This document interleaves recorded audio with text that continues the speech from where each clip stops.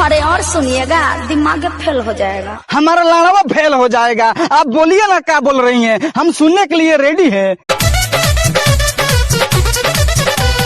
पहिले वाली उ तो नहीं खेयारवा, अब तो बदल गइल बिया। कि मदद से रहे मोबाइल पर बिजी, हाथ से निकल गइल बिया। आजो हमारे बिया। नमस्कार दोस्तों, कोरोना के बाद एक और वायरस आ चुका है। मुहम पेल सरऊ एक और वायरस आ चुका है जिसका नाम है हंटा वायरस। हट बकिना बोझवा हम देख ले हट ले जाए दे बकिना अगारी हम देख ले हट बस साले तू नहीं ले जाए दे किना साला खेत हमार बोझा हमार साले दूर जरा आइल बड़ा उठावे खाती। नो जानता रे भैया, मोदी जी नु ठीक ना कइले बाड़ा। काहे रे? जितना लोग बाहर में फंसल बा नु फंसले रह गइल बा।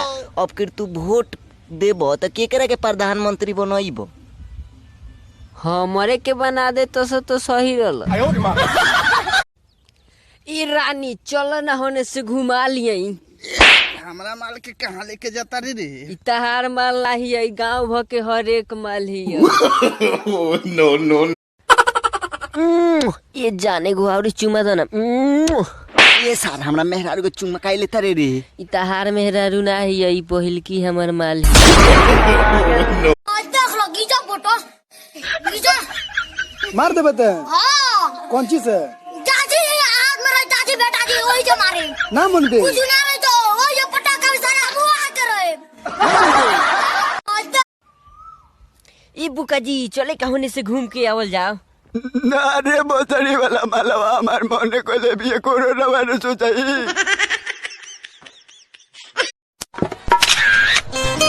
क्या नहीं स्टेज पे कोई फोटो मत